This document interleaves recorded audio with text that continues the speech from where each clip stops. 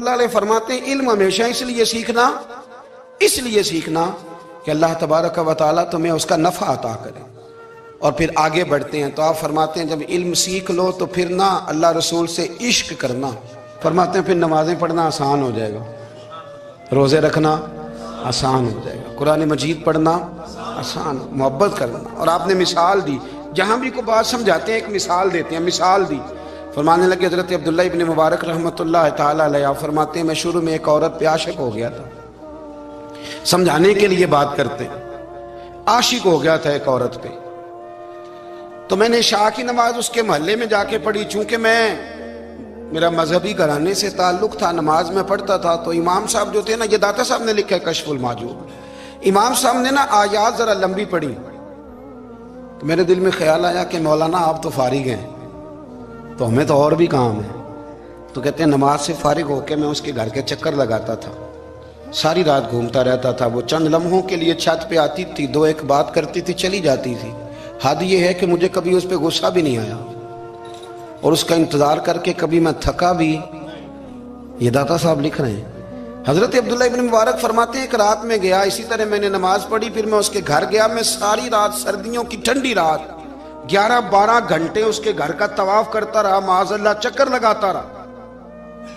آدھی رات کو سحری کے وقت وہ چھت پہ آئی 1 منٹ کے لیے، اور کہنے لگی گھر میں مہمان بہت زیادہ ہیں، آج بات نہیں ہو سکے گی۔ حضرت عبداللہ ابن مبارک فرماتے ہیں کہ میں جب واپس لوٹا تو نہ مجھے اس پہ غصہ تھا، نہ مجھے تھکاوٹ تھی، بلکہ میرے دل کے اندر اس کے لیے محبت بڑھ رہی تھی۔ میں کہہ رہا تھا کتنی اچھی ہے بیچاری، اتنے راش میں بھی اور اتنی مجبوری میں بھی 1 منٹ کے لیے چھت پہ آئی ہے، پھر بھی مجھے اس سے پیار بڑھ رہا تھا۔ کہتے ہیں جب میں تھوڑا آگے بڑھا تو فجر کی اذان ہو رہی تھی، یکدم میرے اندر سے آواز اٹھی، میں نے کہا عبداللہ اگر تو ایک عورت کے لیے ساری رات کھڑا رہتا ہے، نہ تھکاوٹ ہوتی ہے، نہ غصہ آتا ہے، بلکہ پیار بڑھتا ہے، اگر عورت کے لیے بندہ کھڑا رہ سکتا ہے تو رب رسول کے لیے بھی کھڑا رہ سکتا ہے۔ پھر تراویح پڑھنا کوئی اتنا مشکل کام نہیں ہے، پھر تہجد کے لیے اٹھنا کوئی مشکل کام نہیں ہے، شرط یہ ہے کہ پیار ہو جائے۔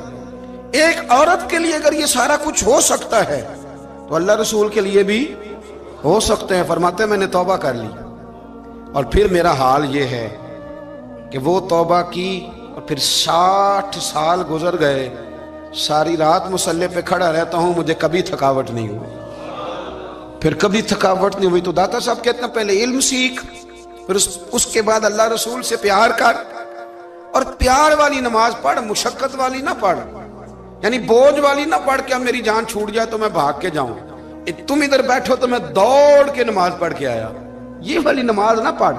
پھر تو آیا تو پھر ذوق پیدا کر، پھر تیرے اندر شوق ہو، پھر تو توانائی والا جذبہ رکھے دین کے معاملے میں۔ پھر داتا صاحب ایک تیسری بات ارشاد فرماتے ہیں، ایک تیسری بات داتا صاحب کرتے ہیں، داتا صاحب کہتے ہیں کہ یہ یاد رکھ کہ جو تجھے اعزاز ملے گا نا زندگی میں، اعزاز تجھے جو زندگی میں ملے گا، اور کوئی کرامت اگر تجھے ملے گی تو وہ صرف نبی پاک علیہ السلام کی سنت اور شریعت کی وجہ سے ملے گی۔ تو جتنے مرضی چلے کاٹ لے، وظیفے کر لے، کالا جادو، نیلا جادو، پیلا جادو، جو مرضی تو سیکھ لے، اگر تجھے کوئی اللہ شان دے گا تو صرف اس لیے دے گا کہ تو نبی پاک کے دین پہ عمل کرتا ہے۔ کس نے لکھا ہے؟ اللہ کرے آپ کو میں یاد کرا سکوں، اللہ کرے ایسا ہو جائے اور میری جماعت سمجھنے لگ جائے کہ داتا صاحب کہتے ہیں سنت شریعت پہ عمل کرنا چاہیے، اور میں کوئی ایسی چھپی چھپائی بات بھی نہیں کر رہا، اس کو چلا دیں، کوئی ایسی چھپی چھپائی بات بھی نہیں کر رہا، کشف المحجوب دنیا کی ہر زبان میں اردو میں ملتی ہے، آپ لے کے دیکھ سکتے ہیں۔ داتا صاحب فرماتے ہیں اعزاز جو تمہیں ملے گا نا، اگر شان چاہتے ہو، وہ ہمارے نا بہت سارے ایسے لوگ ہیں جو کہتے ہیں کوئی ایسی چیز ہاتھ لگے، اعلیٰ دین کا چراغ ایسے گھسایا جائے اور فوری طور پہ پیر صاحب نے کہہ دیا تو ریل پیل ہو گئی پیسوں کی، تو میں کہتا ہوں یہ تو دین کا مزاج ہی نہیں، یہ تو دین کی طبیعت ہے ہی نہیں، یہ تو ذوق ہی نہیں دین کا، یہ طبیعت ہی نہیں، مزاج ہی نہیں۔ میرے عزیز داتا علی اجویری رحمۃ اللہ علیہ فرماتے ہیں تو سنت پہ عمل کر، شریعت پہ عمل کر۔ اللہ کا قرآن کہتا ہے قل ان کنتم تحبون اللہ فاتبعونی یحببکم اللہ، فرمایا اللہ کا قرآن کہتا ہے کہ جب تو نبی کریم کی غلامی کرے گا نا تو اللہ خود تمہیں اپنا محبوب بنا لے گا، اللہ خود تمہیں اپنا محبوب بنا لے گا تو اور کیا چاہیے. داتا صاحب نے ایک بزرگ کی بات لکھی ہے جو تابعی ہیں. تابعی اس کو کہتے ہیں جو صحابہ کے شاگرد ہوتے ہیں. ایک بزرگ کی بات لکھی جو تابعی ہیں، وہ فرماتے ہیں کہ ان بزرگوں کا طریقہ یہ تھا کہ وہ لوگوں سے چھپ کے پہاڑ کے پیچھے عبادت کرتے تھے، اور پوزیشن ان کی یہ تھی کہ کسی سے ملتے نہیں تھے، بالخصوص فجر کی نماز سے لے کر عصر کی نماز تک بکریاں رکھی ہوئی تھیں، ان کو چراتے رہتے تھے فرات کے کنارے اور نفل پڑھتے رہتے تھے. اس وقت کو ملنے بھی نہیں آتا تھا. ایک شخص بڑی دور سے ان کی شہرت سن کے آیا، میں نے تو ملنا ہے. لوگوں نے کہا وہ اس وقت نہیں ملتے، ناراض ہوتے. اس نے کہا اللہ کا بندہ ہے نا، ناراض ہو بھی جائے گا تو لمبا ناراض رہے گا نہیں، اللہ والے جلدی راضی ہو جاتے ہیں. پہنچ گئے. اب وہ بابا جی نماز پڑھ رہے تھے تو کہتے میں نے عجیب منظر دیکھا کہ بابا جی فرات کے کنارے نماز پڑھ رہے ہیں اور ایک بھیڑیا ان کی بکریوں کی حفاظت کر رہا ہے. کہتے میں حیران رہ گیا کہ بھیڑیا تو بکریاں کھایا کرتا ہے اور یہاں چرا رہا ہے. کہتے میں جب گیا تو بابا جی نوافل میں مشغول تھے، مجھے دیکھ کے کہنے لگے اس وقت کیوں آئے؟ میں نے کہا حضور اگر آئے گیا ہوں تو پھر مہربانی کرے قبول فرما لیں. میں بیٹھ گیا تو میں نے کہا حضور یہ بھیڑیا بکریاں چرا رہا ہے، بھیڑیا اور بکریے کی صلح کب سے ہو گئی؟ تو فرماتے ہیں لمبی تقریر نہیں، ہلکا سا جملہ. فرمانے لگے جب سے بکریوں کے مالک نے رب سے صلح کر لی ہے نا، تب سے بھیڑیوں نے بھی بکریوں سے صلح کر لی ہے. بکریوں کے مالک نے رب سے صلح کر لی، گناہ چھوڑ دیے، اس کی فرما برداری میں آ گئے. اب پھر اسے بکریاں چلانے کی ضرورت نہیں رہی. بکریاں نا اب بھیڑیا چراتا ہے. کہتے ہیں میرے اوپر کپ کپی طاری ہو گئی بزرگوں کی بات سن کے، اور مجھے پیاس لگی اور خواہش آئی کہ پتہ نہیں اب بابا جی کچھ کھلائیں پلائیں گے بھی کہ نہیں، بابا جی کچھ کھلائیں گے بھی کہ نہیں. کہتے میرے دل میں خیال تھا تو بزرگوں نے نا ایک لکڑی کا پیالہ، ان کے پاس وہ غار میں بیٹھے تھے تو ایک چھوٹا سا پتھر تھا، اس کی ڈھلان بنی ہوئی. بابا جی نے اس کے نیچے لکڑی کا پیالہ رکھا، وہ رکھا ہی تھا تو وہ دودھ سے بھر گیا. کہتے انہوں نے مجھے دیا تو ٹھنڈا اور میٹھا دودھ، میری طبیعت خوش ہو گئی. بابا جی نے نا دوبارہ وہی پیالہ اسی جگہ رکھا تو شہد سے بھر گیا. 1000 سال پہلے داتا صاحب لکھ رہے ہیں. کہتے مجھے دیا، میں نے فوراً کہا، میں نے کہا حضور یہ دودھ تو گائیں بھینس دیتی ہے، پہاڑوں سے تو نہیں نکلا کرتا، اور شہد تو شہد کی مکھیاں دیتی ہیں، پتھروں سے تو نہیں نکلتا، یہ آپ کہاں سے نکال رہے ہیں؟ تو کہتے ہیں وہ قرآن مجید پڑھنے لگے. وَإِذِ اسْتَسْقَى مُوسَىٰ لِقَوْمِهِ، جب موسیٰ کی قوم نے ان سے پانی مانگا، فرمانے لگے موسیٰ کی نافرمان قوم پانی مانگے، حضرت موسیٰ پتھر پہ ڈنڈا مارے تو اللہ وہاں سے 12 چشمے جاری کر دے. جو رب حضرت موسیٰ کی نافرمان قوم کے لیے پتھر اور پہاڑوں سے چشمے نکال دیتا ہے نا، وہ محمد عربی کے غلاموں کے لیے پتھر اور پہاڑوں سے دودھ اور شہد بھی نکال دیا کرتا ہے. وہ بزرگ کہنے لگے بس بات یہ ہے کہ آج بھی ہو اگر ابراہیم کا ایمان پیدا تو آگ کر سکتی ہے انداز گلستاں پیدا. کہنے لگا حضور پھر میرے لیے بھی دعا کریں. آپ فرمانے لگے پھر دعا، وہ دعا نہ کرا تو مدینے والے کی غلامی شروع کر، تو نبی کریم کی غلامی شروع کر، تو رسول پاک کی غلامی شروع کر. ایک بات علم، پھر فرمایا اللہ رسول سے محبت، پھر فرمایا حضور کی غلامی. اس سے سارے مکاشفات کھلیں گے، اس سے سارے مشاہدات کھلیں گے، اسی سے کرامتیں ملیں گی، اسی سے مقبولیت ہوگی، اسی سے اللہ نبی کی بارگاہ میں درجہ ملے گا. پھر داتا صاحب آگے بڑھتے ہیں، فرماتے ہیں فقر بھوکے رہنے کا نام نہیں. پورا باب باندھا ہے داتا صاحب نے. فرماتے ہیں فقیری بھوکے رہنے کا، اور کیا بات ہے. کئی دفعہ میں نے کشف المحجوب پڑھی، کئی دفعہ پڑھی، اللہ جانتا ہے، لیکن جب پڑھتے ہیں نہ کوئی نئی بات ہی ملتی. رات پڑھی تو ایک نئی بات سامنے آئی. داتا صاحب نے نا حضرت ابوبکر صدیق کا ایک قول لکھا ہے. حضرت ابوبکر صدیق اللہ کی بارگاہ میں دعا کرتے ہیں، کہتے ہیں یا اللہ مجھے پیسے زیادہ دے. اللہ اکبر، انداز دے کے داتا صاحب نے لکھا یا اللہ مجھے پیسے، اللہ مجھے مال زیادہ دے پر مالک مجھے مال کی محبت نہ دینا. عجیب دعا ہے بھئی یہ بھی، اللہ پیسے دے پر پیسوں کی محبت. اب داتا صاحب نے لکھا ہے ناراض ہونا ہوا تو داتا صاحب سے ہونا. داتا صاحب کہتے ہیں میں نے ایسے امیر دیکھے ہیں جن کے پاس دولت تو ہے پر انہیں دولت سے پیار نہیں. میں نے ایسے غریب دیکھے ہیں جن کے پاس پیسے تھوڑے ہیں پر پیسوں سے عشق کرتے. یہ داتا صاحب نے لکھا ہے. नाराज होना तो उनसे हो ना। मैंने ऐसे अमीर देखे हैं, दौलत है पर दौलत से प्यार अगर अल्लाह ने दी है तो उन्हें बांटना भी आता है, उन्हें सखावत करना भी आता है, खिलाना भी आता है। लेकिन कुछ ऐसे गरीब देखे हैं, पैसे थोड़े हैं और अल्लाह जानता है इश्क बड़ा है दौलत से, वो जेब से बाहर निकालने को तैयार। ये दाता साहब ने लिखा है, फरमाते हैं फकर इसका नाम नहीं कि तेरे पास पैसे नहीं, दौलत नहीं, बल्कि फकीरी तो इस बात का नाम है कि तुझे दौलत से प्यार नहीं, तुझे दौलत से मोहब्बत, इसका नाम फकर है। तो मेरे भाई हम लोगों ने अपने बुजुर्गों को छोटे दायरे में बंद कर दिया, ये उनका दायरा नहीं था। चलें जी आगे बढ़ते हैं। पांचवी बात दाता गंज बख्श अली अजमेरी, पांचवी बात दाता साहब फरमाते हैं कि अपनी जिंदगी में ना फकीर दरवेश किसी दुनियादार के सामने हाथ नहीं फैलाता, अपनी सफेद पोशी बचा के रखता है, वो हाथ नहीं फैलाता। मैंने आपको बड़ी दफा वो बात सुनाई और मुझे इस जुमले से इश्क है। ख्वाजा कुतुबुद्दीन बख्तियार काकी कहते हैं, मैं एक दिन फटे कपड़े पहन के अपने मुर्शद हजरत ख्वाजा मोइनुद्दीन अजमेरी के पास गया था, तो ख्वाजा साहब फरमाने लगे, कुतुबुद्दीन ये क्या लिबास पहना हुआ, ये क्या? मैंने कहा हुजूर क्या हुआ? फरमाने लगे, कुतुबुद्दीन याद रख, फकीरी इस तरह की करना कि बादशाही मालूम हो, कोई ये ना समझे कि बाबे को तो जोड़े की जरूरत है, इसे कपड़े ना लेके दे दूं। इस तरह की फकीरी करना कि फकीरी बादशाही मालूम। ये क्या बात हुई कि रंग रूप इस तरह का इख्तियार करना कि तरस आए कि चलो हजरत साहब को बंदा 500 दे ही जाए मेहरबानी करके, ये कोई रवैया नहीं है दीन का। दाता गंज बख्श अली अजमेरी फरमाते हैं, अपनी जात पर कभी सवाल का दरवाजा ना खोलो। आप फरमाते हैं, मेरे मुरीदों से पूछ लो, मैंने देने का मिजाज बनाया है, लेने का मिजाज नहीं बनाया। फरमाते थे, अपनी जात पर सवाल का दरवाजा, कुछ लोगों की मजबूरी होती है कर्ज पकड़ना, कर्ज उठाना सुन्नत है, जरूरत पड़ जाए तो कर्ज लेने में मना, कुछ की मजबूरी है, कुछ को शौक है। वो असल पैसे जो होते हैं वो उन्होंने कोने में रखे होते हैं, उससे 5,000 लेके खर्च कर लिया, फिर दूसरे से 5 लेके उसको दे दिया, फिर उससे 5 जो लिया था फिर तीसरे से लेके उसको दे दिया। ये मिजाज ना बनाए। जब सवाल का दरवाजा खुल जाता है तो फिर सारी जिंदगी दोबारा बंद नहीं होता। मांगना है तो अल्लाह रसूल से मांगे, लोगों से मांगते फिरना, दुनियादारों से सवाल करना, अपनी जात पर सवाल का दाता साहब ने पूरा बाब बांधा है, पूरा बाब।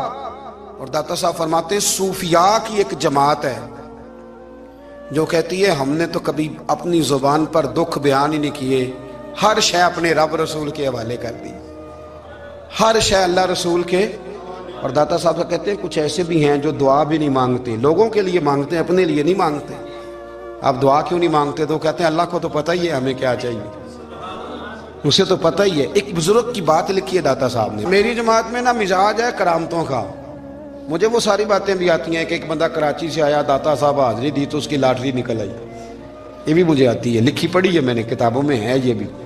एक बंदा, ये सारी बातें ना आती हैं करामतों में, बड़ी सारी चीज़ें लोग बयान करते हैं कि मैं वहाँ आया और मैंने हाजिरी दी तो मौज लग गई, ये सारी बातें आती हैं। हमारे पुराने बुजुर्ग और भी किस्से सुनाया करते थे, सारी हमें चीज़ों का पता, पर जो उन्वान है ना वो हजरत शेख अबू नूर कहते हैं कि एक बंदा दाता साहब के मज़ार पे घूम रहा था, दाता 10 रुपए दे, 10 रुपए दे, 10 रुपए दे। तो एक बंदा बड़ी देर से उसे देख रहा था, वो कहने लगा दाता ने तुझे क्या देना है, इधर आ मैं दूँ। उसने 10 दिए, बंदा बड़ा हसीन था, हंस पड़ा, कहने लगा दाता तेरे भी सदके जाऊँ। दिलाने लगा तो मुनकर से ही दिलवा दिए, जो नहीं मानता उसी से दिलवा दिए। वो बड़ा परेशान हुआ, मैं और चक्कर में था, इसने मेरे ऊपर ही जड़ दी है बात, कहने लगा दाता तेरे सदके जाऊं।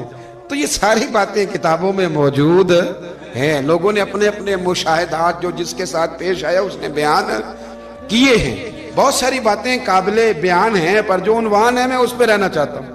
दाता साहब रहमतुल्लाह अलैह फरमाते हैं, हमारी तालीमात हैं कि अपने दुख दर्द दुनियादारों से बयान नहीं कर दे, सवाल का दरवाजा लोगों के सामने खोलना। अल्लाह वालों से कहेंगे कभी कहना होगा तो, दुनियादारों से कहना। कहते हैं शेख अहमद नाम के बुजुर्ग थे, सारी जिंदगी किसी को काम नहीं बताया, सारी जिंदगी बड़ी मुश्किलात आई, पर कभी अपनी जात पर सवाल का दरवाजा नहीं खोला। एक ऐसी मुश्किल आई कि जो हल ही नहीं होती थी, किसी ने उन पर कोई इल्जाम लगा दिया। अबू मुस्लिम नाम का एक बादशाह था, उसकी हुकूमत थी, उसने पकड़ के कैद में डाल दिया। अब कैद में हैं, जुर्म लग गया है, فرد جرم عائد ہو گئی ہے، جیل میں ہیں.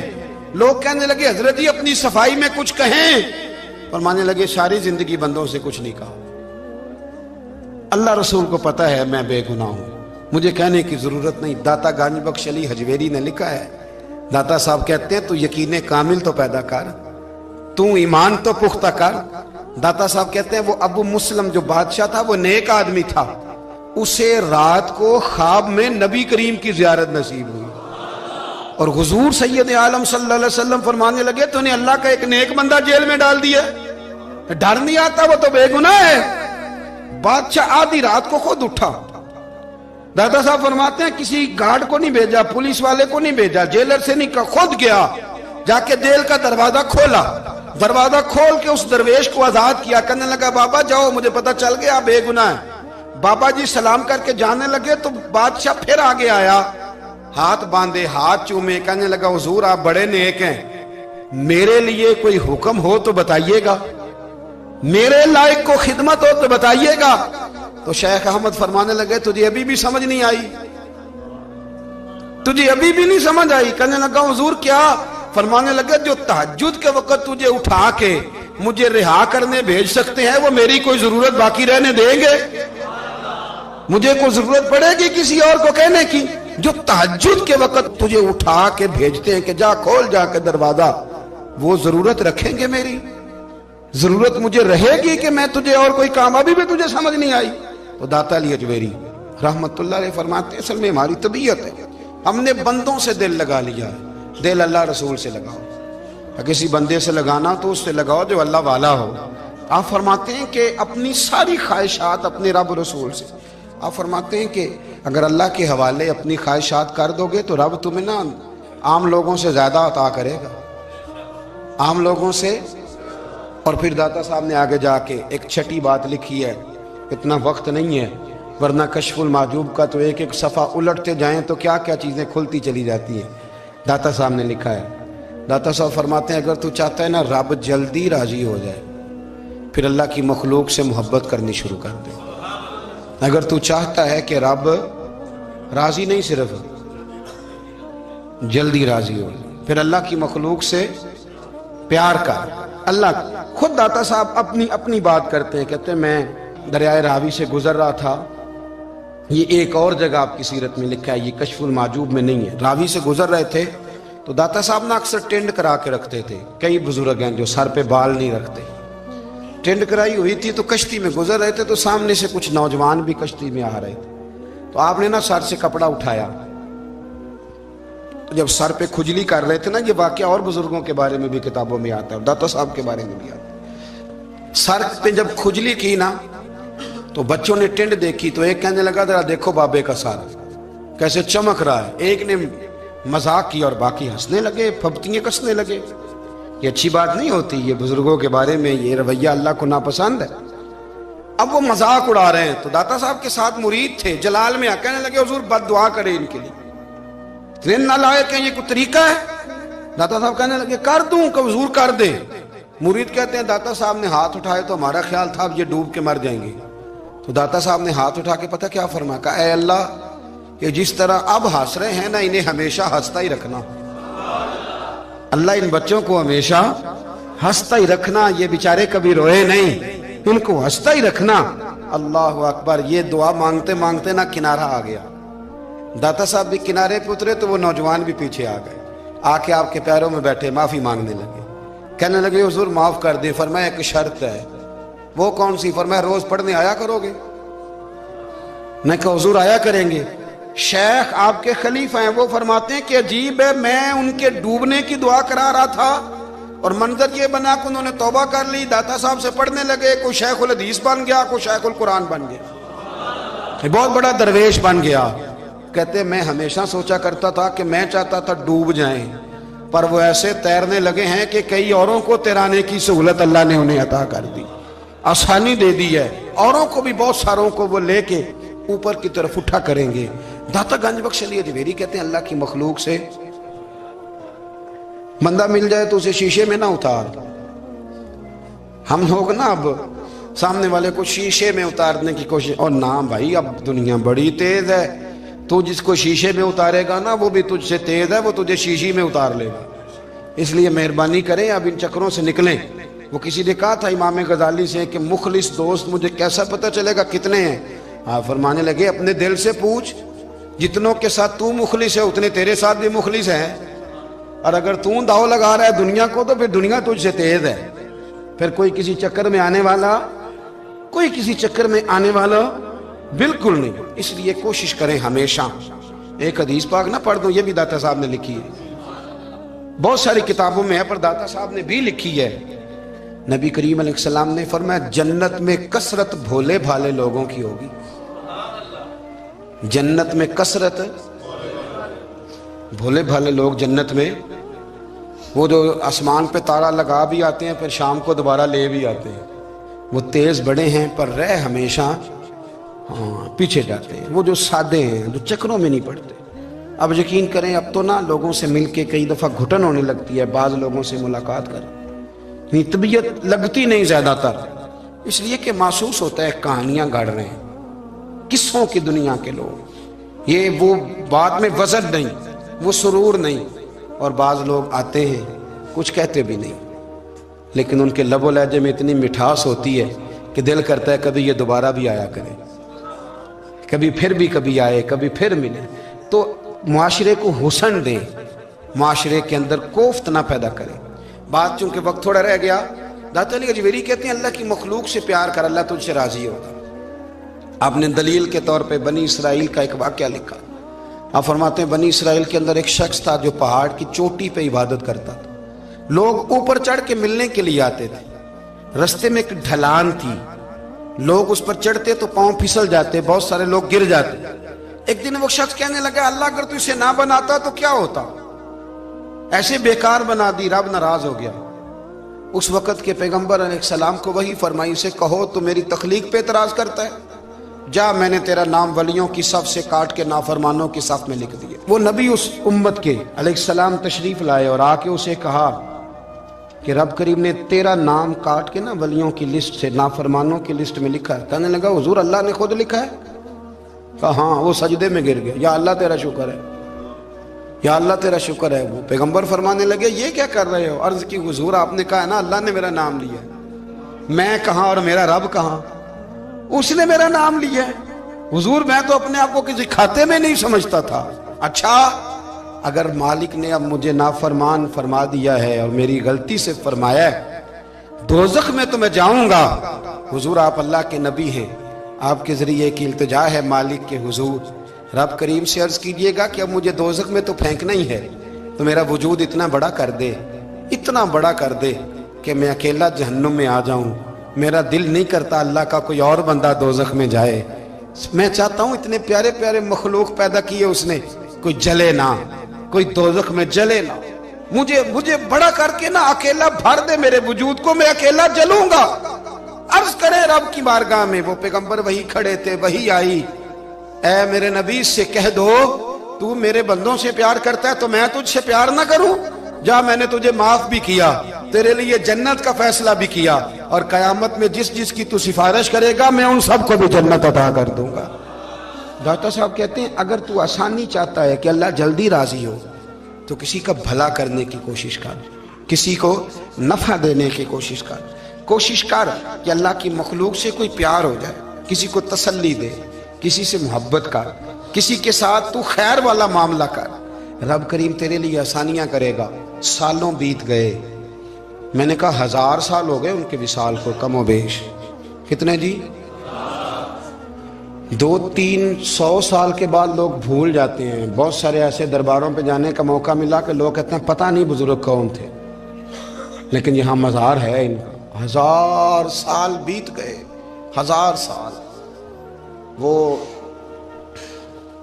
جب یہاں برطانیہ حکومت کرتا تھا نا، انگریز کی حکومت تھی ہندوستان میں، تو لارڈز آف برطانیہ کہا کرتا تھا کہ یہ عجیب، میں نے داتا صاحب کی قبر دیکھی ہے تو قبر پر لوگوں کے دلوں پہ حکومت کرتی ہے تو یہ قبر پر اس کا سکہ چلتا ہے۔ جو لوگ نہیں بھی نہ مانتے مزارات کی حاضری، ان کو بھی کبھی نہ کبھی آنا پڑ جاتا ہے۔ یہاں کی حاضری اتنی ضروری ہے کہ ان کو بھی کبھی نہ کبھی حاضری دینی پڑ جاتی ہے۔ داتا صاحب رحمۃ اللہ تعالی علیہ نے خدمات کی، کوئی زمین نہیں داتا صاحب کی، کوئی شخص نہیں بتا سکتا کہ اتنے مربع تھے، کوئی نہیں بتا سکتا کہ داتا علی اجویری رحمۃ اللہ تعالی علیہ اتنے بڑے مکان میں رہتے تھے۔ ایک مسجد بنائی ساری زندگی۔ ایک دفعہ ایک صاحب مجھے کہنے لگے جی وہاں لوگ بڑا سجدے کرتے ہیں، شرک کرتے ہیں، فلاں کرتے ہیں، طالب علمی کا زمانہ تھا۔ میں انہیں اسے کہا چل یار چلتے ہیں، آجا حاضری دے، یہ پتہ تو کریں۔ اتفاق کی بات کہ ہم جمعے والے دن گئے، عصر کی نماز تھی، داتا صاحب کی مسجد میں نا پہلی صف سے لے کر تو باہر تک گیٹ تک رش ہوتا ہے جمعے والے دن، دیکھا کبھی آپ نے؟ پھر نماز کے بعد جب ہم وہاں بیٹھے نا تو چاروں طرف پھٹیاں لگی ہوئی ہیں، لوگ قرآن پاک پڑھتے ہیں۔ اگر کوئی ایک آدمی ہزاروں میں سے غلط کام کرے بھی تو وہ داتا صاحب نے تو نہیں نہ کہا اسے۔ میں کہتا ہوں تمہیں وہاں جاہل بندے تو نظر آتے ہیں، تو جو وہاں سارا دن قرآن پڑھا جاتا ہے وہ نہیں نظر آتا، جو وہاں حدیث پاک کا درس ہوتا ہے وہ نہیں دکھائی دیتا، وہ جہاں ہزاروں مزدور جو لاہور کے کوئی کہیں مزدوری کرتا ہے، کہیں مزدوری کرتا ہے، روٹی اسے داتا صاحب کے آستانے سے مل جاتی، اور وہاں بیٹھ کے لوگ اپنا گزارا کر لیتے ہیں۔ یہ تمہیں کیف نہیں نظر آتا، یہ رنگ نہیں تمہیں دکھائی دیتا؟ او بھائی وہاں ہر جمعے ہزاروں لوگ اللہ کے حضور جھکتے ہیں، کوئی ایک آدھ آدمی غلط کام کرتا تمہیں دکھائی دیتا ہے تو اس کو بنیاد بنا لیتے ہو۔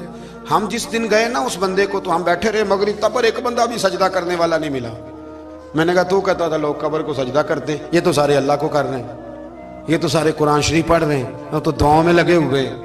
داتا صاحب کے مزار کے ساتھ جو مسجد ہے آج بھی اس میں ہزاروں لوگ اعتکاف کرتے، جگہ نہیں ملتی اعتکاف بیٹھنے کی۔ بھائی کیا بات کرتے، وہ تو دنیا سے چلے بھی گئے تو پھر بھی لوگوں کو اپنے مزار پر نمازیں ہی پڑھوا رہے ہیں، قرآن ہی پڑھوا رہے ہیں، جمعے ہی ہو رہے درس۔ داتا صاحب کے مزار پر مدرسہ قائم ہے جامعہ اجویریہ، درس نظامی کی کلاسیں لگتی ہیں، کتابیں چھپتی ہیں، دین کا کام ہوتا ہے، وہاں ایک پورا انسٹیٹیوٹ قائم ہے۔ مہربانی فرمائیں اب تعصب کی اینک اتار دیں، فرقہ واریت کا ذوق چھوڑ دیں، صحیح کو صحیح کہنا سیکھیں، اصل کو اصل کہنا سیکھیں، اور اہل حق سے بھی میری گزارش ہے ان کی تعلیمات کو سمجھیں، میلوں ٹھولوں سے، غیر شرعی باتوں سے بچیں۔ اللہ ان کے درجات بلند کرے، ہمیں ان کی راہوں کا مسافر بنائے۔ آخر دعوانا الحمد۔ معاملہ کیا کیسے ٹھیک ہو سکتا ہے؟ تو وہ طبیب کہنے لگا کہ یہ نہ کسی سے محبت کرتا ہے، جس سے محبت کرتا ہے اس سے بچھڑ گیا ہے، اور اس غم میں اس کیفیت میں چلا گیا، دوائیاں شوائیاں اثر نہیں کریں گی۔ تو وہ کہنے لگا ہمیں تو پتہ بھی کوئی نہیں کس سے اس کا پیار ہے، کس دوست کی، کس محبوب کی جدائی میں یہ پریشان ہے، تو کیسے پتہ کریں؟ تو وہ طبیب سیانا تھا، اس نے کہا یہ کون کون سے ملکوں میں جا چکا ہے؟ اس نے ملکوں کے نام لیے، تو اس طبیب نے نا اس کے کان میں ان سارے ملکوں کا ذکر کیا۔ جب وہ والا ملک آیا نا تو ہلکا سا چونکا ہو، کہنے لگا اس ملک کے اندر جتنے شہر ہیں ان کے نام بتاؤ۔ وہ شہروں کے نام لیے، تو جب وہ والا شہر آیا نا تو وہ ذرا تھوڑا سا نا اور چونکا، کچھ اس نے اب ہاتھ پیر بھی ہلانے شروع کیے، کہنے لگا اب اس شہر کے اندر جتنے محلے ہیں نا ان محلوں کے نام لو۔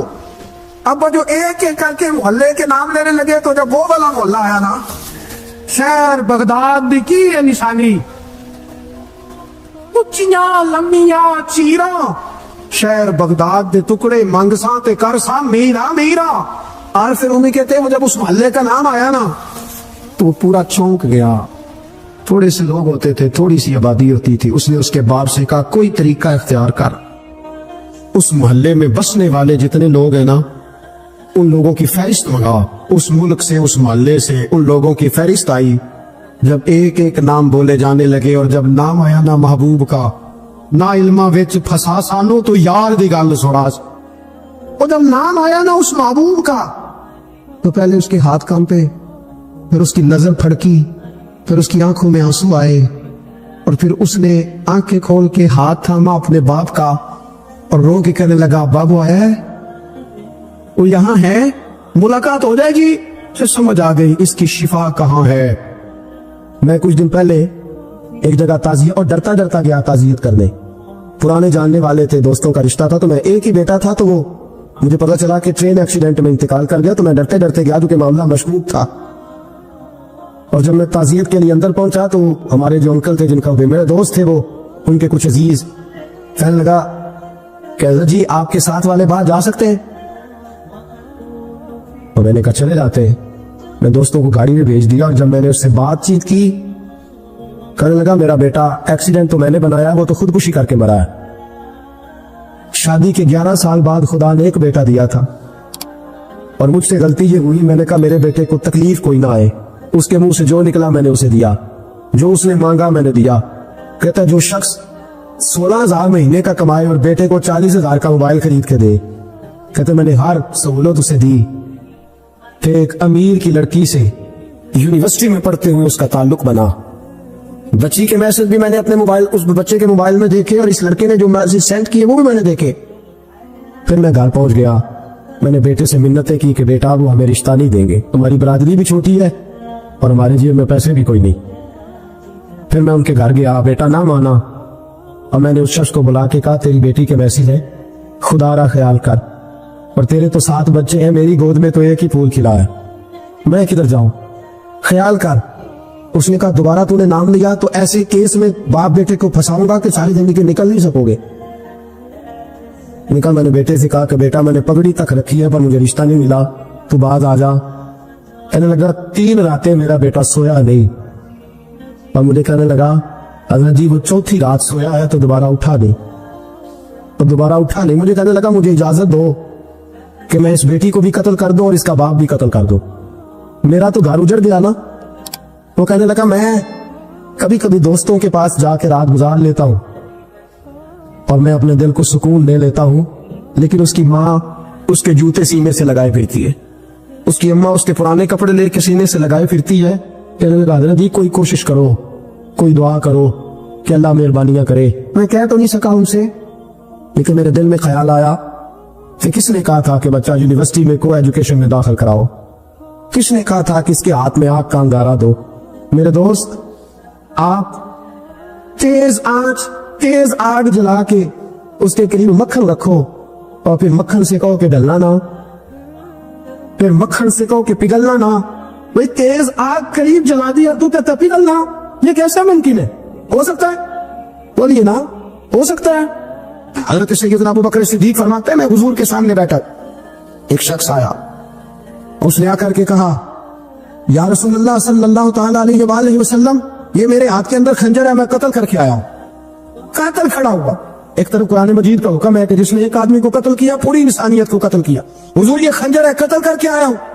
मेरे मुस्तफा ने फरमाया किसको कत्ल किया? उसकी हुजूर सगी बहन को मारा है, सगी बहन थी, मैंने कत्ल कर दी। मेरे नबी पाक सल्लल्लाहु अलैहि वसल्लम ने फरमाया क्यों मारा? प्यार नहीं था। अबूबा बहन से किसको प्यार नहीं होता? बड़ा प्यार था, और मारा क्यों?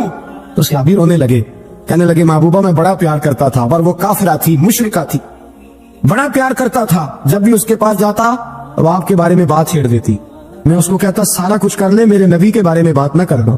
मैं हर शय सह लेता, पर मुस्तफा करीम की जात के बारे में मैं कोई बात बर्दाश्त करने की ताकत नहीं रखता।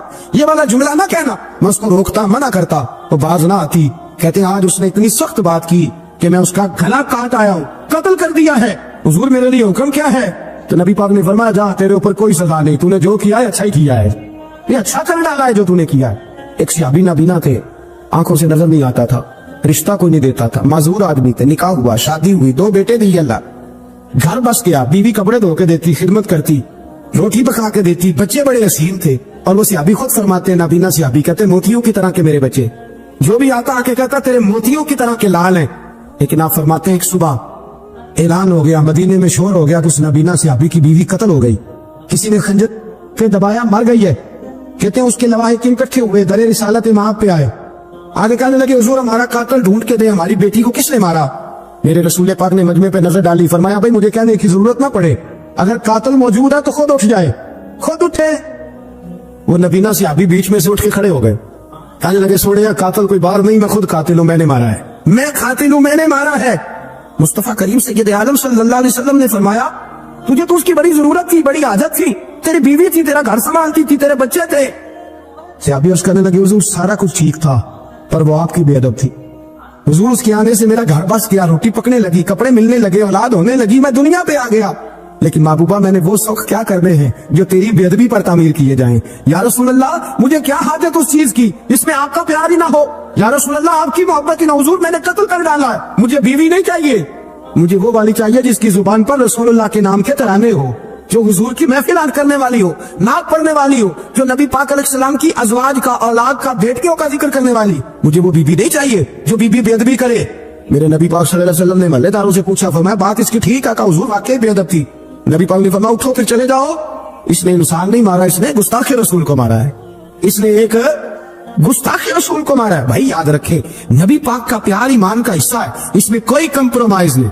ہم اقبال کہتے ہیں میں نے سارا دین پڑھا ہے, سارا قرآن پڑھا ہے, میں نے بنظر غائب جب ساری چیزوں کو دیکھ لیا تو اقبال کہنے لگے میں اس نتیجے پہ پہنچا ہوں کہ مغز قرآن روح ایمان جان دین. بھائی اقبال, میں کسی عالم کی بات کرتا تو لوگوں نے شاید رویہ اور اختیار کرنا تھا, وہ لوگ جس پر اکثر مکاتب فقہ اعتبار کرتے ہیں. اقبال کہنے لگے مغز قرآن روح ایمان جان دین. لفظوں پہ غور کریں, مغز یعنی سارے قرآن کا مغز, روح ایمان یعنی ایمان کی روح, اور جان دین یعنی سارے دین کی.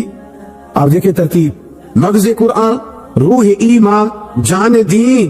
اقبال جلدی بتاؤ وہ کیا ہے؟ تو اقبال کہنے لگے ہست حب رحمت للعالمین, ہست حب رحمت للعالمین, مغز قرآن روح ایمان اور جان دین. ہست حب, کہنے لگا میں تو سمجھا ہوں کہ قرآن کا مغز ایمان کی روح اور دین کی جان اگر ہے تو نبی پاک کی محبت کا نام ہے, رسول اللہ کی محبت کا نام ہے, نبی پاک کی محبت کا نام. حضرت عمر فاروق رضی اللہ تعالیٰ عنہ سے بڑا تو اصول پسند کوئی نہیں نہ ہوگا. یعنی بہت بڑا چودھری بھی اگر اپنی گلی کے اندر حضرت ابو سفیان جیسے لوگ مسلمان ہو گئے, کلمہ پڑھ لیا, اور جناب ابو سفیان رضی اللہ تعالیٰ عنہ نے اپنے گھر کے اندر نہ تھوڑی سی سامنے اینٹیں رکھ کے جگہ بنا لی, تو حضرت عمر کو پتا چلا تو فرمایا جیسے بنائی ہے ویسے وہ کھیڑو بھی, آپ نے لوگوں کا رستہ تنگ کر دیا. اصول پسند آدمی, اصول کی بات آئے تو بیٹے کو بھی معافی نہیں, کسی کو معافی نہیں, بڑے اصول پسند تھے. اتنی لوگوں نے کہا عمر تو بڑا اصول پسند ہے, پر یہ مسجد نبی کی گلی میں جو نبی پاک کے چچا حضرت عباس کا پرنالہ لگا ہوا ہے اور وہ سب لوگوں کے کپڑے کیچڑ سے بھر دیتا, وہ پرنالہ نہیں نظر آتا, گلی میں لگا ہے. اب تو ہمارے پرنالے اور طرح کے ہیں نا, تو جو حرم شریف میں آپ نظام رحمت ہے وہ دیکھا نا آپ نے, وہ پرانے زمانے میں جو لوہے کے پرنالے ہوتے تھے تو وہ واقعی پوری گلی جو تھی نا وہ گزر کوئی نہیں سکتا تھا, اتنا اچھا شاور ہوتا ہی کوئی نہیں تھا جتنا وہ ہوتا تھا. وہ بڑا تگڑا قسم کا پرنالہ ہوتا تھا, تو کوئی شے نہیں گزر سکتی تھی بڑی دیر تک. بارش کے رکنے کے بعد بھی ساری چھت سے جب تک پوری مٹی اور پوری توڑی ساری نہیں نہ اتر جاتی تھی تب تک وہ پرنالہ ہی سانس لیتا تھا, تو پرنالہ بہتا تھا. اور وہاں سے بڑا مین گلی تھی مسجد کو آنے کی, لوگوں کے کپڑے آلودہ ہو جاتے. اتنے لوگوں نے حضرت عمر سے کہا یہ پرنالہ نہیں نظر آتا, یہ نہیں اصول پسندی. جناب عمر فاروق رضی اللہ تعالیٰ عنہ فرمانے لگے اتار دیتے پرنالہ, یہ بھی اصول پسندی ہے, اتارتے.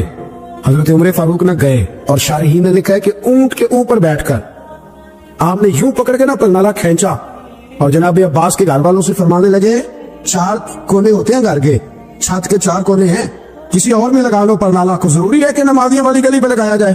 یہ کہہ کے آ گئے, کسی کی ضرورت تھی بات کرے. حضرت عباس آئے تو لوگوں نے آ کے کہا کہ عمر نے پرنالہ کھیڑ دیا, اور فرمایا کہ 4 کونے کہیں اور لگا لو. تو حضرت عباس مسکرائے.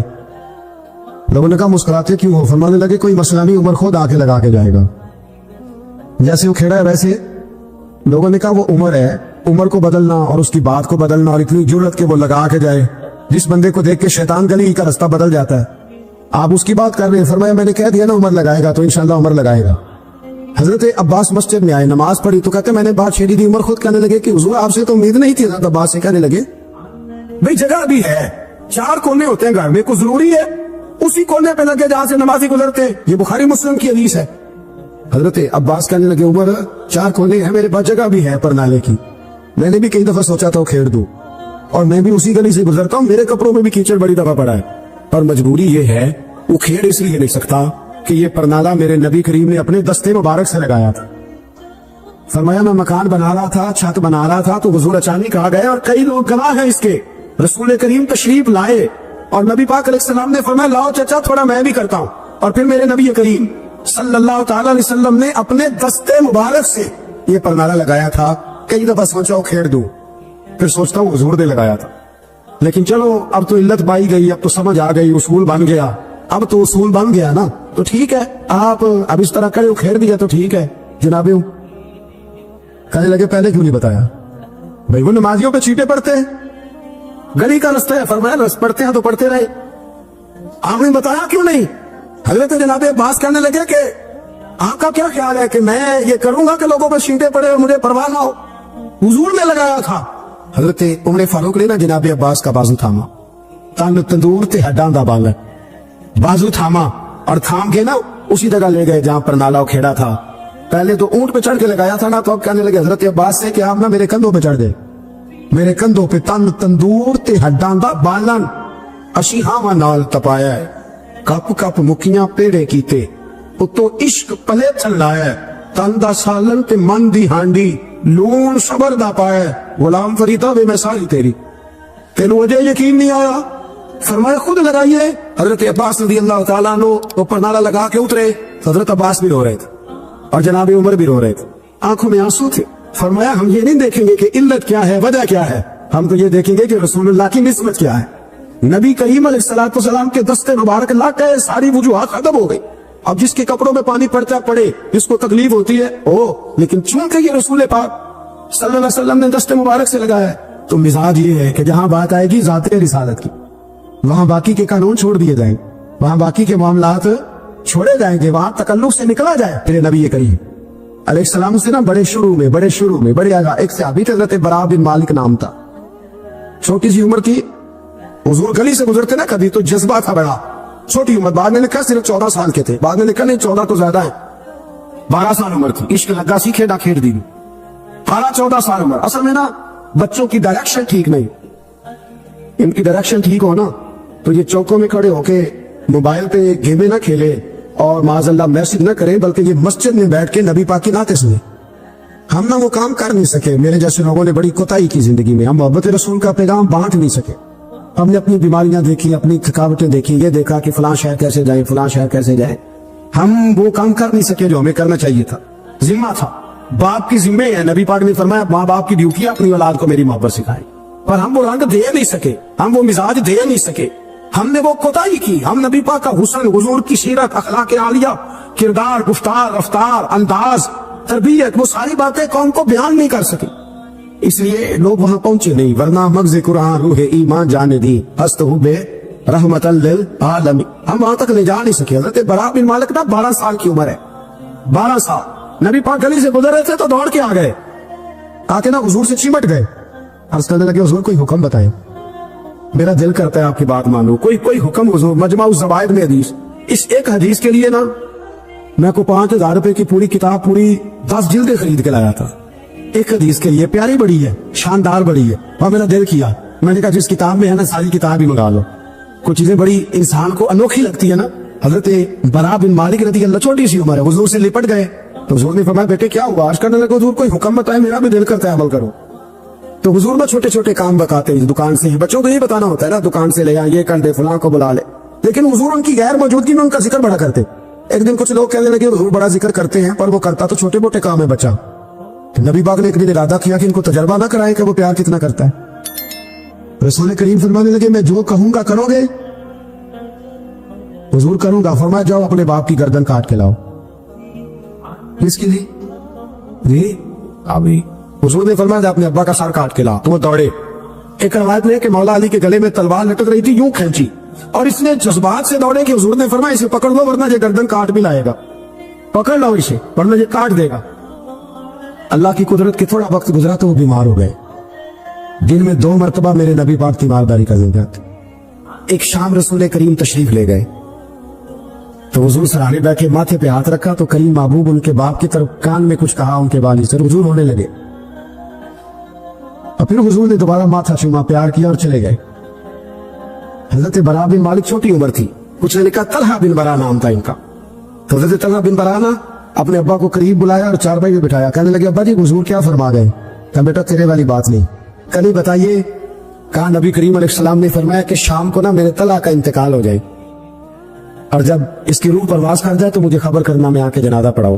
ٹھنڈ بڑی تھی, مدینے میں ٹھنڈ بڑی تھی. حضرت طلحہ نے نا اپنے باپ کا ہاتھ پکڑا اور اپنے سینے پہ رکھا. کہنے لگے ابا حضور تو جو فرما گئے, پر میری وصیت یاد رکھنا, نبی پاک کے دین کا قانون یہ ہے کہ جب کوئی انتقال کر جائے تو جلدی دفن کرو.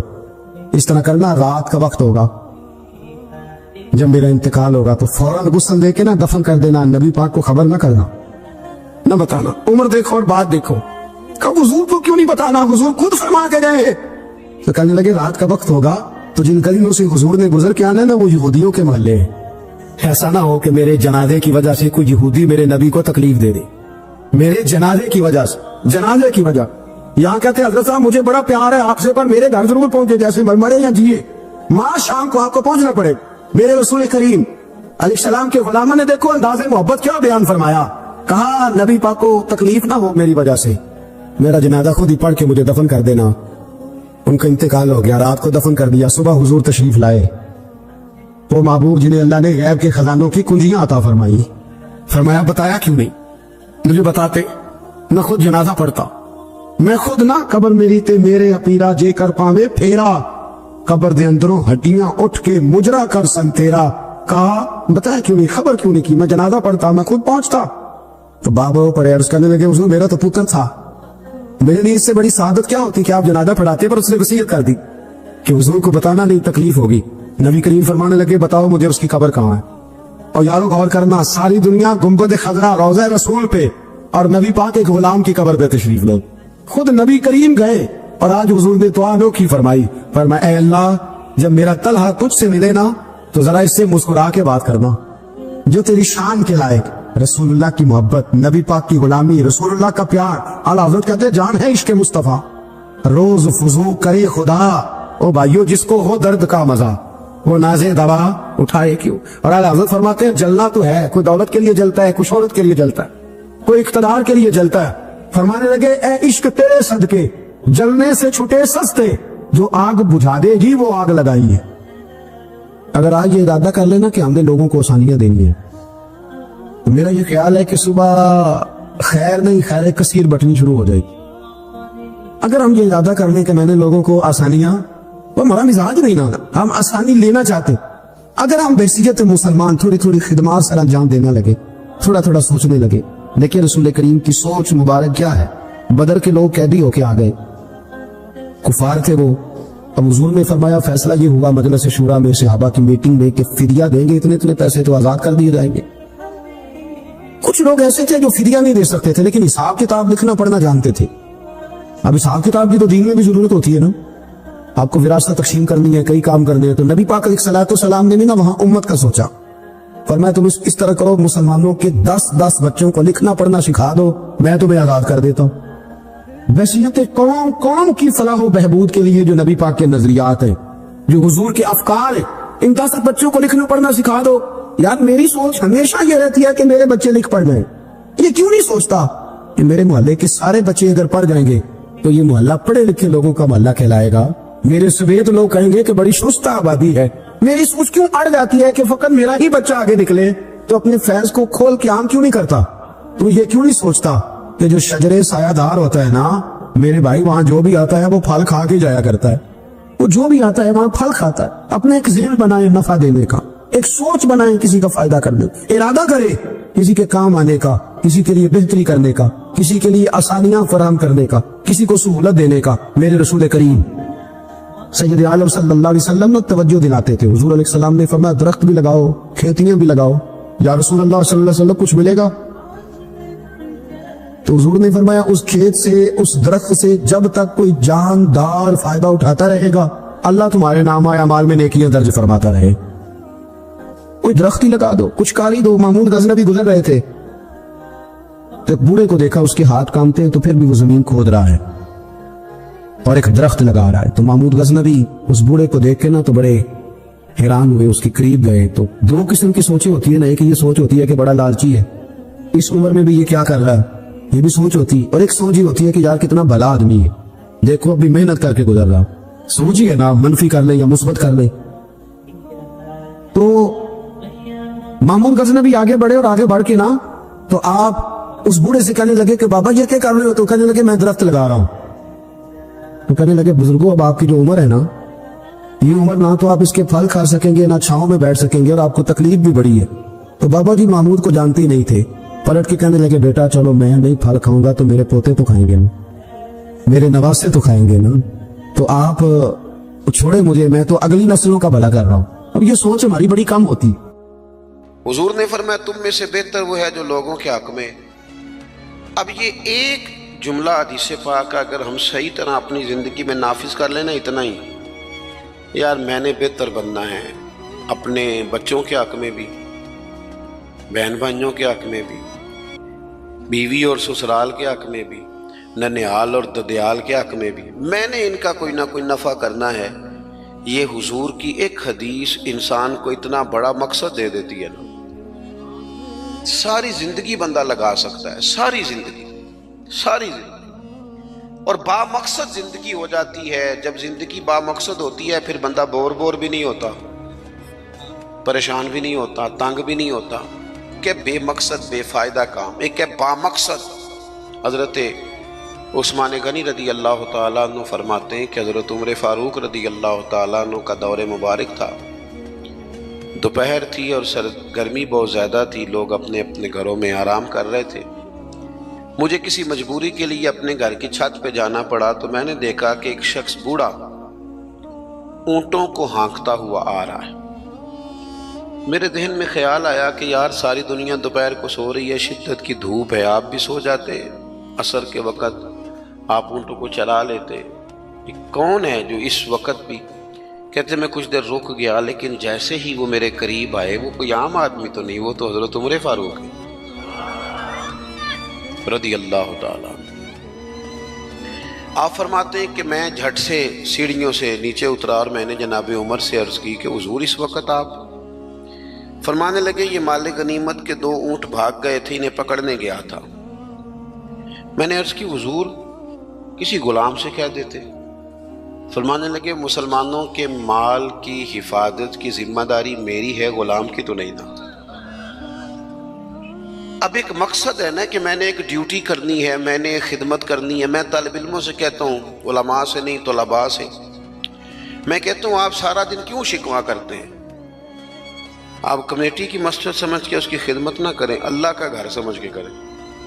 مسجد کمیٹی کی نہیں ہوتی، مسجد اللہ تعالیٰ کا گھر ہوتی۔ اللہ کا گھر جان کر آپ اس کی خدمت کریں گے تو آسانی ملے گی۔ میری بات پر توجہ کریں جی، بیٹھ جاؤ بیٹا، اللہ آپ کو خوش رکھے۔ تو اپنی زندگی میں با مقصد کام جب ہم کرتے ہیں تو پھر تھوڑی سی سکون محسوس کرتے ہیں۔ اسی طرح سے نبی کریم علیہ السلام کا ایک تو یہ فرمان ہمیں مقصد بتاتا ہے۔ ایک دوسری بات سنیں، حضور علیہ السلام نے فرمایا، اچھا میں یہ سمجھتا ہوں کہ نبی پاک علیہ السلام کی اس ایک حدیث پر عمل کر لیا نہ جائے نا، جو ہم سب کو آتی بھی ہے، تو سارے ملک میں سکون ہو جائے، سارے گھروں میں قرار آ جائے، سارے خاندانوں میں خوبصورتی آ جائے۔ حضور علیہ السلام نے فرمایا تم میں سے کوئی اس وقت تک مومن نہیں ہو سکتا جب تک اپنے بھائی کے لیے بھی وہی پسند نہ کرے جو اپنے لیے پسند کرتا ہے۔ آتی ہے نا سب کو حدیث پاک؟ ہاں نہ تو کرو نا، چلو جس کو نہیں بھی آتی تھی اس نے ابھی سن تو لی ہے نا۔ حضور نے فرمایا تم میں سے کوئی اتنی دیر تک مومن ہو سکتا جب تک وہ جو اپنے لیے پسند کرتا ہے وہی اپنے بھائی کے لیے بھی۔ حدیث ہے نا، آپ نے سنی ہوئی ہے نا، ایسے ہی ہے، ایسا ہوتا بھی ہے کہ ہم جو اپنے لیے پسند کرتے ہیں وہی بھائی کے لیے بھی کرتے ہیں، ہوتا ہے ایسے۔ ہم پتہ کیا کرتے ہیں، دکان پہ کپڑے خریدنے جائیں نا تو کہتے ہیں یار کوئی کپڑے دکھا، سوٹ سلوانا ہے، تو 2-4 جوڑے خود لے لیے، پھر اسی انہوں آکید ہے ہوں کوئی دین دوان والے بھی وخا، وہ کڑے ہوں نا جڑے پان والے نہیں ہوں۔ ایسی بات ہی ہے نا، اب جو دینے ہیں وہ بھی، یعنی وہ بڑا نیکی کر رہا ہے امیر آدمی، اپنے نوکر کو کپڑے دے رہا ہے، کہتا ہے یہ بالکل ٹھیک ہے، میں نے بس 2 دفعہ ہی پہنا پہ نیا، بالکل وہ بھائی نواں ہوتا تو نہیں سی دینا، بالکل ٹھیک ہوتا تو دیتا۔ ہم کیا کرتے ہیں، ہم ماحول اس طرح کا ہم نے بنا لیا ہے کہ اپنی ذات، اپنے بچے، اپنا گھر، اپنا ادارہ اس میں بند ہو جاتے ہیں۔ ایک سوچ جو امت کی سوچ ہے، جو قومی اور عالمی سوچ ہے، اس سوچ کے مطابق ہم کوئی کام نہیں کرتے جب تک کہ ہم حضور کے اس مقدس فرمان پر نہیں غور کرتے کہ جو میں نے اپنے لیے پسند کرنا ہے وہی اپنے۔ تو مجھے بتائیے جب یہ سوچ ہوگی تو کوئی بندہ ملاوٹ والی چیز بیچے گا، غلط چیز سیل کرے گا، دنیا کو دھوکہ دے گا؟ لیکن ہم تو غور ہی نہیں کرتے، بس حدیث سن لی، معاملہ ختم ہو گیا۔ آپ دیکھیں امام غزالی فرماتے ہیں نبی پاک علیہ الصلوۃ والسلام کے ساتھ حضور کے غلام تھے، ایک درخت پر محبوب نے اشارہ کیا کہ یہاں سے 2 مسواکیں اتاریے، سادی سی بات ہے نا، مسواکیں اتار لی گئیں، خادم اتار لایا، اس نے لا کے حضور کی بارگاہ میں پیش کی۔ ایک مسواک بالکل سیدھی تھی، ایک تھوڑی ٹیڑھی تھی۔ مسواک تھوڑی ٹیڑھی بھی ہو تو دانتوں پر چلنے سے انکار تو نہیں نہ کرتی، نہ کوئی دانت صاف کرنے میں کوئی حرج ہوتا ہے، تھوڑی سی ٹیڑھی تھی، ایک ذرا سیدھی تھی۔ تو نبی کریم علیہ السلام کی خدمت میں غلام نے دونوں پیش کر دی تو محبوب نے ٹیڑھی مسواک رکھ لی اور سیدھی حضور نے غلام سے فرمایا کہ یہ آپ، آج کل تو یہ کام الا ماشاءاللہ مذہبی لوگ بھی نہیں کرتے۔ میں ایک جگہ دینی مدرسوں کے اہتمام کرنے والے جو لوگ تھے ان کی میٹنگ تھی، تو وہاں ایک صاحب نے بڑا تقویٰ بیان کیا، کہنے لگا میں نے کبھی مدرسے کی روٹی نہیں کھائی، حالانکہ مدرسے کا محتمم ہوں، میں نے نہیں کبھی چکھی، اتنا پرہیزگار ہوں۔ بعد میں میری باری آئی تو میں نے کہا جی میرا خیال ہے کہ آپ وہی روٹی کھایا کریں جو مدرسے میں پکتی ہے، آپ تقویٰ بدل دیں۔ آپ کو پتا تو وہ بیچارے بچے کھاتے کیا ہیں، جو کچھ کمیٹی کے صدر کے گھر پکتا ہے اور جو محتمم کے گھر پکتا ہے اسے غور کرنی چاہیے کہ طلباء کو وہی دے رہا ہے، ان کے ساتھ بھی رویہ وہی ہے۔ کیوں نہیں ان چیزوں کو سمجھتے کہ ہمیں نبی پاک علیہ السلام نے کن مقاصد حیات سے آگاہ کیا؟ اللہ کے حبیب علیہ السلام نے فرمایا ٹیڑھی مسواک مجھے دے دو۔ عرض کی حضور میرے ماں باپ قربان ہو، میری روح میری جان قربان ہو، آپ سیدھی رکھیں۔ حضور نے فرمایا نا بھئی، میں نے خود ہی تو امت کو قانون دیا ہے کہ مومن وہ ہے جو اپنے لیے پسند کرے وہی اپنے بھائی کے لیے بھی پسند کرے۔ اخلاقاً ایک بات اپنے دل سے پوچھیں، میں اپنے آپ سے پوچھوں، کیا ہمارا بہو کے بارے میں بھی وہی ذہن ہے جو بیٹی کے بارے میں؟ وہ ساری گنجائشیں، وہ ساری معافیاں جو بیٹی کو ملتی ہیں، اور نہیں ابھی بچی ہے تو نہیں ابھی چھوٹی ہے تو نہیں ہم نے ابھی کام کرائے نہیں تو نہیں ابھی مطلب اس پر کوئی بوجھ ڈالا نہیں تھا تو نہیں ذرا یہاں ماحول اور تھا، یہ جتنی کہانیاں بیٹی کے حق میں یاد ہوتی ہیں۔ مومن تو وہ ہے نا جو اپنے لیے پسند کرے وہی اپنے، تو یہ ساری کہانیاں بہو کے حق میں کیوں نہیں یاد آتی؟ یہ کیوں نہیں یاد آتی؟ یہ جو ہم اپنے داماد کو مشورہ دے رہے ہوتے ہیں کہ چل پتر غصہ نہ کر، آہستہ آہستہ ٹھیک ہو جائے گی، تو یہ والا مشورہ اپنے بیٹے کو کیوں نہیں دیتے بہو کے حق میں؟ خدا کے بندو، جب مومن کے اعلیٰ اخلاق ہوتے ہیں، اس کے مقاصد حیات بڑے ہوتے ہیں، وہ چھوٹی چھوٹی کچی کچی کمزور باتیں نہیں کرتا، خود غرض زندگی نہیں گزارتا، اس کا یہ سٹیٹس ہی نہیں ہوتا کہ بس اپنی ذات سے شروع ہو اور اپنی ذات پر وہ ختم ہو جائے۔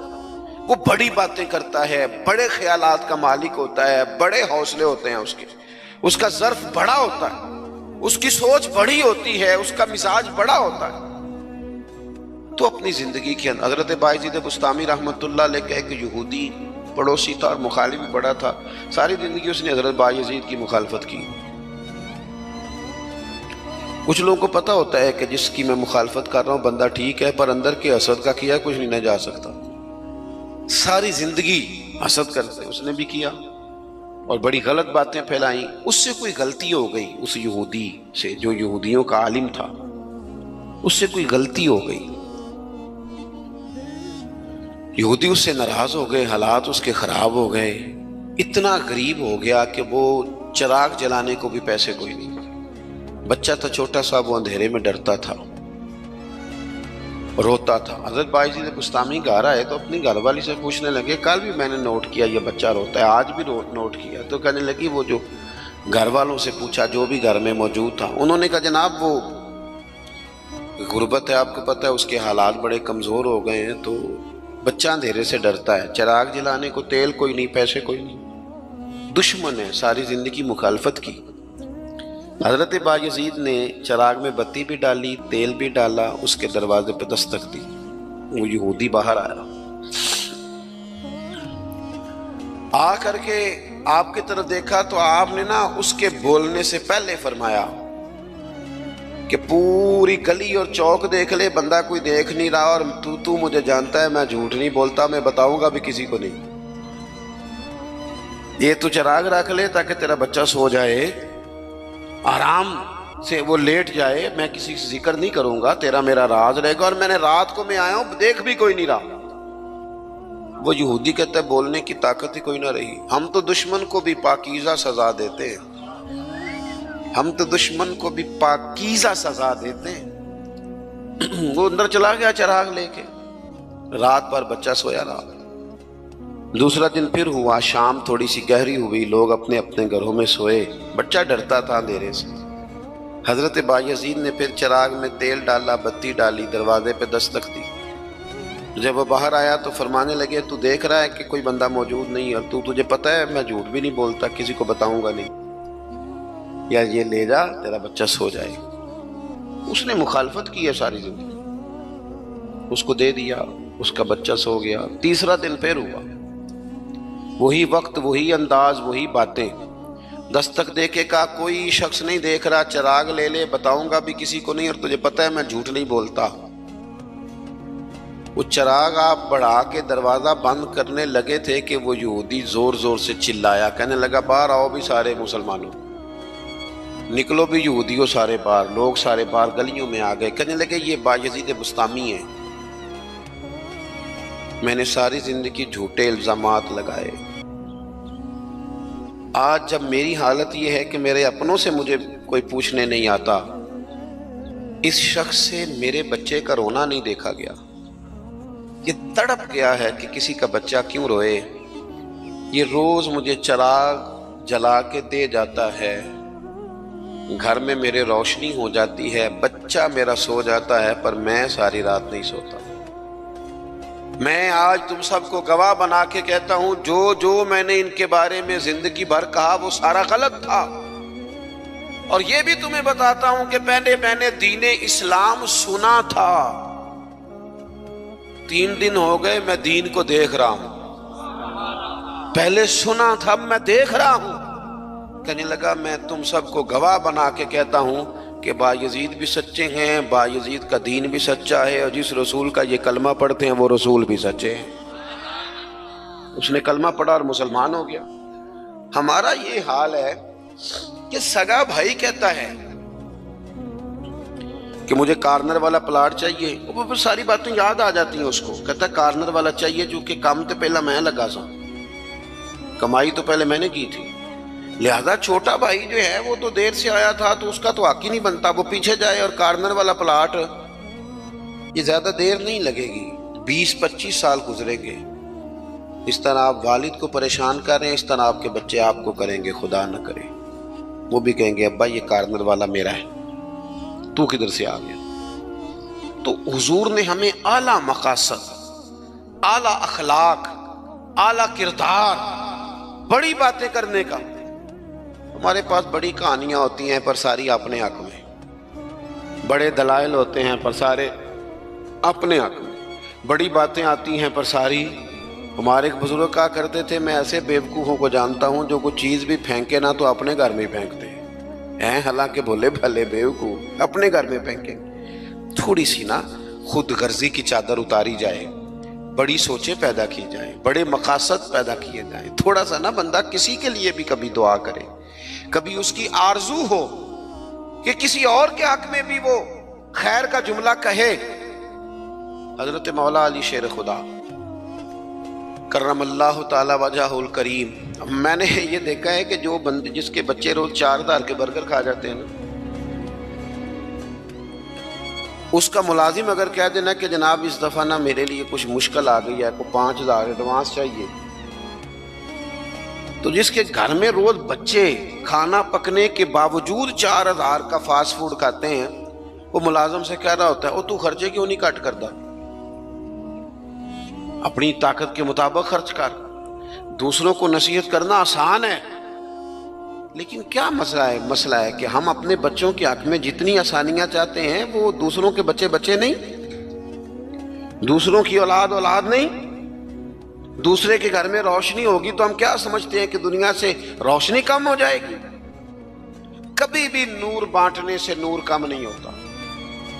ایک شمع سے ہزاروں دیے بھی جل جائیں تو پہلی والی کی روشنی میں کبھی کمی نہیں آتی. اس لیے چھوٹی سوچوں سے باہر نکلا جائے، بڑی مضبوط مستحکم یہ سوچیں زندگی میں پیدا کی جائیں. اگر ہم محدود زندگی گزاریں گے تو پھر ٹھیک ہے، اپنی ذات سے بات شروع ہوتی ہے، اپنی ذات پہ ختم ہو جاتی ہے. اور یہ اس ملک میں یہ باقاعدہ پرموٹ کی گئی ہیں چیزیں. پرموٹ، جب تک کوئی میرے ساتھ چل رہا ہے تب تک وہ بالکل ٹھیک ہے، اور جس دن میرے ساتھ نہیں اس دن کوئی نہیں سمجھ آ رہی آپ کو میری بات. ہمیں ساری دنیا کو بھی بدنام کرنا پڑے تو ہم نے ہر اس شخص پر الزام لگانا ہے جو میرے خلاف ہے. ایسا نہ کریں.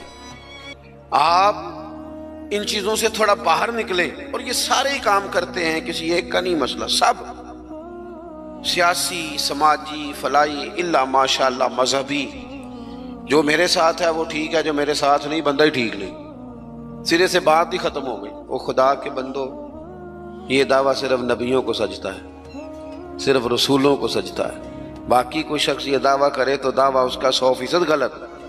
تو اپنی زندگی کے اندر ان باتوں پر ضرور غور کریں کہ اعلیٰ حضرت مولا علی شیر خدا کرم اللہ تعالی وجہ الکریم گھر سے نکلے، اپنے غلام سے کہنے لگے آج ذرا خریداری کرنے چلے. بازار تشریف لے گئے.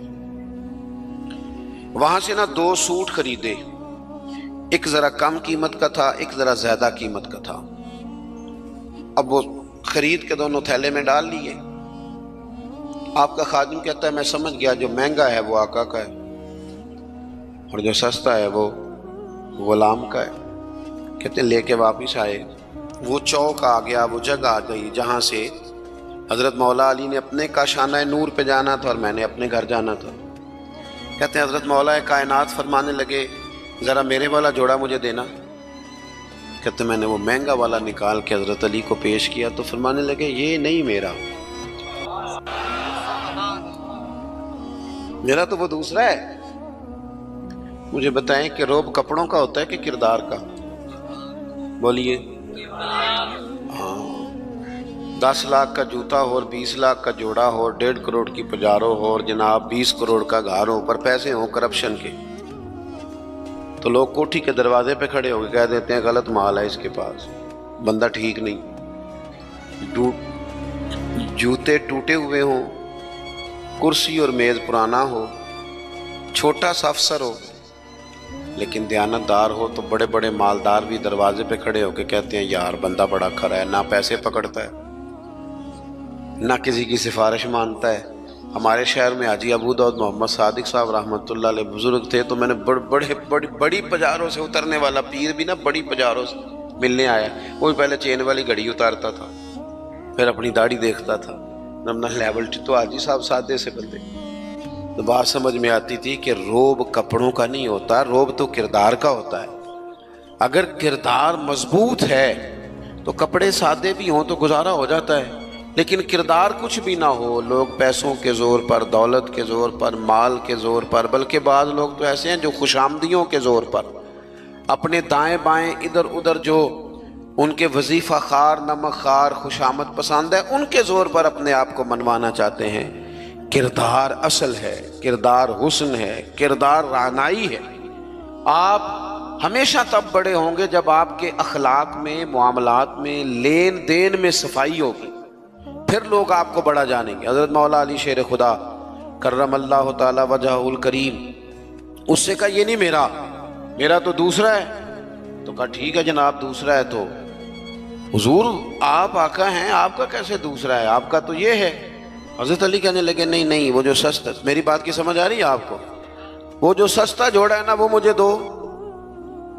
تو اس نے ایک دلیل پیش کی آپ کے غلام نے. کہنے لگا حضور آپ مہنگے والا رکھیں، کیوں؟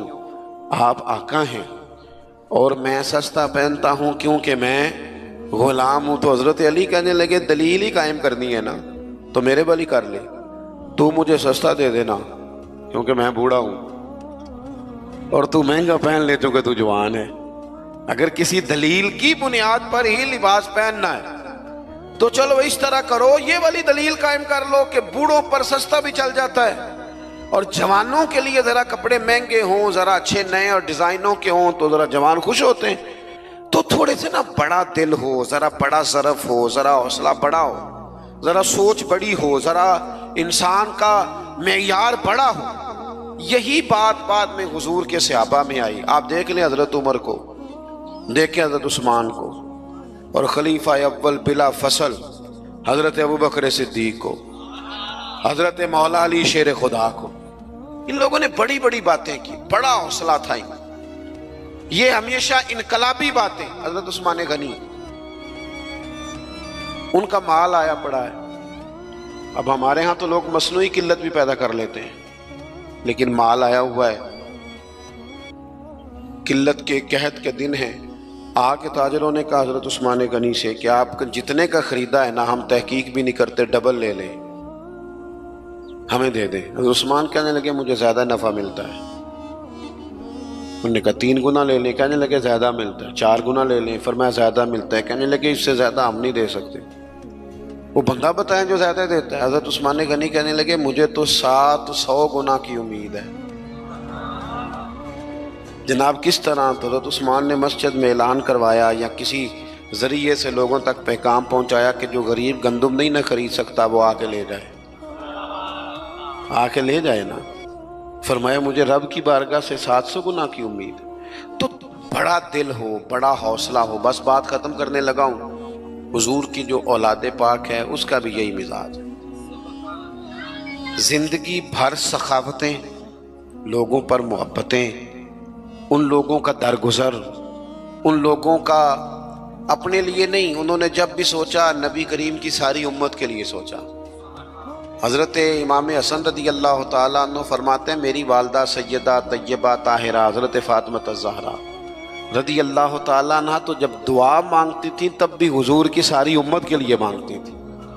ان کی دعاؤں میں بھی بڑے دل کے ساتھ، بڑے حوصلوں کے ساتھ، بڑا اعزاز کے ساتھ بیٹھے رہتے. امام حسین بڑی شانیں تھی، سب کچھ تھا، لیکن انہوں نے گھر چھوڑا، قبیلہ چھوڑا، اس لیے کہ دین کی وہ بنیادیں جن کو کمزور کرنے کی کوشش کی جا رہی تھی وہ کہیں کمزور ہو نہ جائیں. وہ آگے بڑھے. 1,00,000 دینار آیا حضرت امام حسین کے پاس سویرے. کتنا؟ چلو آپس گل کرنے ہیں. آپس 1,00,000 روپیہ کول ہوئے تو مسیطے دینے پی جاندے، کنے دے دینے بچوں؟ آپس دی گل نہیں دستے کسی